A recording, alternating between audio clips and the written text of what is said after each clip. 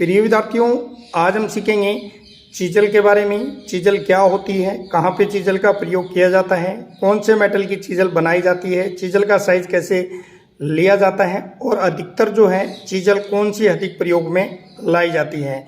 तो आइए जानते हैं स्टेप बाय स्टेप। सबसे पहले हम जानते हैं चीजल की डेफिनेशन। चीजल को हिंदी में छेनी बोला जाता है। छेनी जो है यह एक प्रकार का हैंड कटिंग टूल है। इसका जो प्रयोग जो किया जाता है किसी भी शीट को दो भागों में बांटने के लिए, या किसी भी वायर को हम दो भागों में बांट सकते हैं, या फिर एक्सा के द्वारा या फिर फाइल के द्वारा किसी भी धातु को काटना मुश्किल हो, वहाँ पे चीजल का प्रयोग किया जाता है। तो आइए अब जानते हैं चीजल कौन से मेटल की बनी होती हैं। चीजल हमेशा हाई कार्बन स्टील की बनाई जाती हैं, लेकिन इसके आगे का जो पॉइंट जो होता है इसको हार्ड एंड टेम्पर कर दिया जाता है, और साथ ही इसके हेड को भी हार्ड एंड टेम्पर किया जाता है। चीजल जो होती है इसका साइज इसकी मोटाई और इसकी लंबाई के अनुसार लिया जाता है, और चीजल का जो साइज जो होता है ये हमेशा उसकी बॉडी के ऊपर लिखा हुआ मिलेगा अगर आपकी चीजल अच्छी क्वालिटी की है।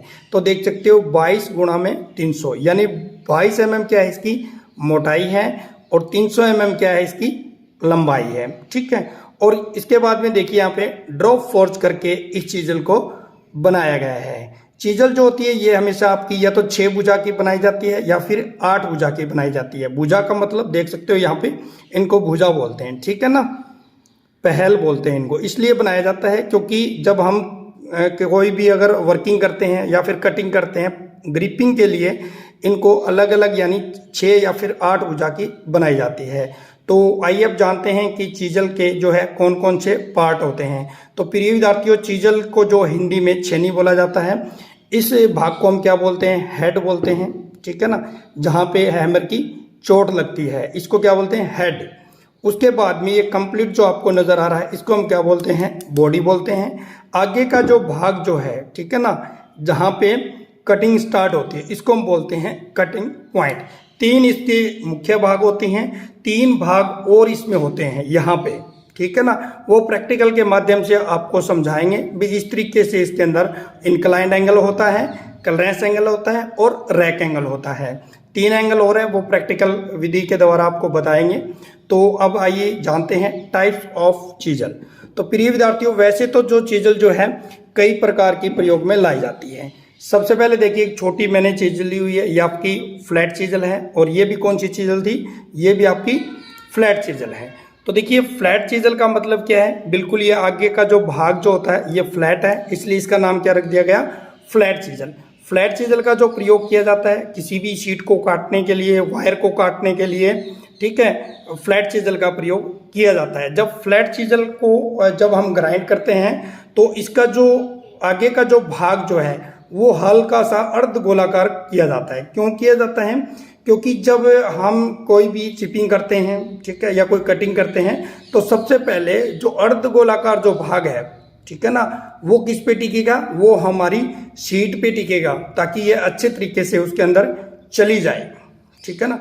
अगर बिल्कुल प्लेन रख देंगे तो क्या होगा कि ये चीजल जो है, ये पॉइंट जो है ये उसमें फंस जाएंगे।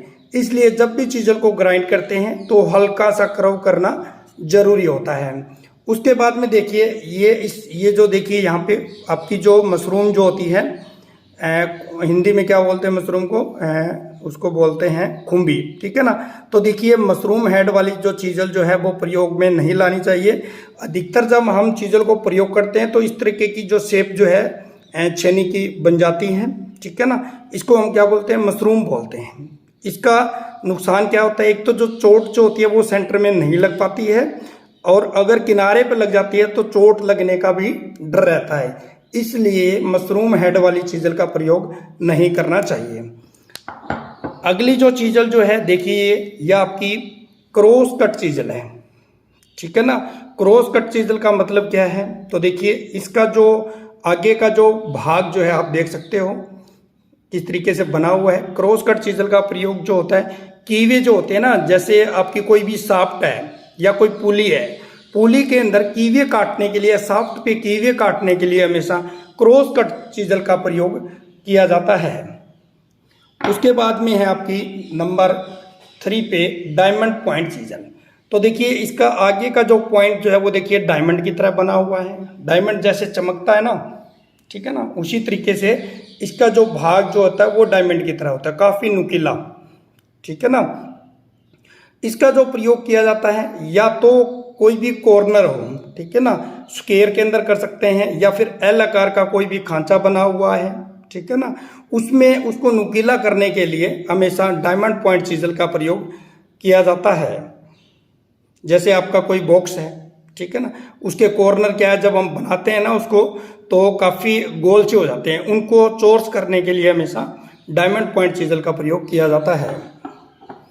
उसके बाद में देखिए ये आपकी राउंड नोज चीजल, ये देखिए आगे का जो भाग है वो कलम की तरह है। देखिए यहाँ से राउंड नोज चीजल का मतलब है हमारी जो नोज होती है उसका आगे का जो पॉइंट होता है उसी तरीके से इस चीजल का बना हुआ होता है। राउंड नोज चीजल का जो अधिकतर जो प्रयोग किया जाता है वो जो आपकी तेल की जो ग्रूव जो होती हैं, तेल की जो नालियाँ जो होती है, अर्ध गोलाकार जो नालियाँ होती हैं, ठीक है ना, उनको खुदाई करने के लिए, उनको कटिंग करने के लिए हमेशा राउंड नोज चीजल का प्रयोग किया जाता है। तो प्रिय विद्यार्थियों ये 4 प्रकार की जो चीजल जो है मैंने आपको बताई है वे कैसे कैसे प्रयोग किया जाता है। तो आइए अब जानते हैं कि मैंने एक जॉब इसलिए ली हुई है और ये एक चीजल ली हुई है, ठीक है ना। तो वो एंगल दिखाने का प्रयास करूंगा कि आपका जो क्लीयरेंस एंगल और रैक एंगल और इंक्लाइंड जो एंगल जो है वो कैसे बनता है। तो ये देखिए जॉब है और ये जो आगे वाला जो भाग है, एक बार देखिए यहाँ से भी टेपर है, ये इस साइड से भी टेपर है। जब हम चिपिंग करते हैं, ठीक है ना, माइल्ड स्टील की, तो ये एंगल रखा जाता है कितने डिग्री का, 55 डिग्री का। ये वाला ये जहाँ पे टिकता है सबसे पहले, ये देखिए प्लेन जो सतह जो है ना, ये इस साइड की या फिर इस साइड की ले सकते हैं। आगे के वाले भाग की बात कर रहा हूँ इसकी, ठीक है ना, वहाँ से इसके एंगल बनने स्टार्ट होते हैं। कैसे, तो देखिए सबसे पहले ये 55 डिग्री का एंगल यहाँ पे बना हुआ है। थोड़ा सा मैं ऐसा प्रयास करूँगा आपको दिखाने की। ये देखिए, ये देखिए, ठीक है। इसके नीचे जो चीजल के जो एंगल बनता है, ठीक है ना, वो आपका क्या है, इसके नीचे क्लीयरेंस एंगल, समझ रहे हो ना। और इसके ऊपर जो एंगल जो बनता है और वो जो 90 डिग्री पे, कैसे 90 डिग्री पे, साथ में जो डायग्राम आपको दिखाई दे रहा है उसके अकॉर्डिंग देखने का और समझने का प्रयास करिए कि इसका जो रैक एंगल कैसे बनता है और क्लीयरेंस एंगल कैसे बनता है, इंक्लाइंड एंगल कैसे बनता है, ठीक है ना। तो आप समझ गए होंगे भी किस तरीके से जो है जो चीजल जो होती है उनके एंगल बने होते हैं। तो प्रिय विद्यार्थियों मैंने जो चीजल का जो चैप्टर था वो पूरा कंप्लीट बता दिए भी किस प्रकार जो है चीजल प्रयोग में लाई जाती है।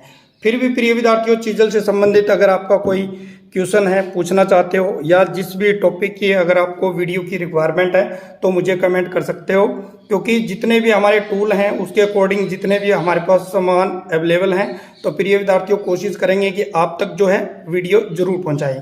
तो इस वीडियो को अपने दोस्तों के साथ जरूर शेयर करते हैं। फिर मिलता हूँ एक नई वीडियो एक नए टॉपिक के साथ। तब तक आपको जय हिंद, जय भारत, वंदे मातरम।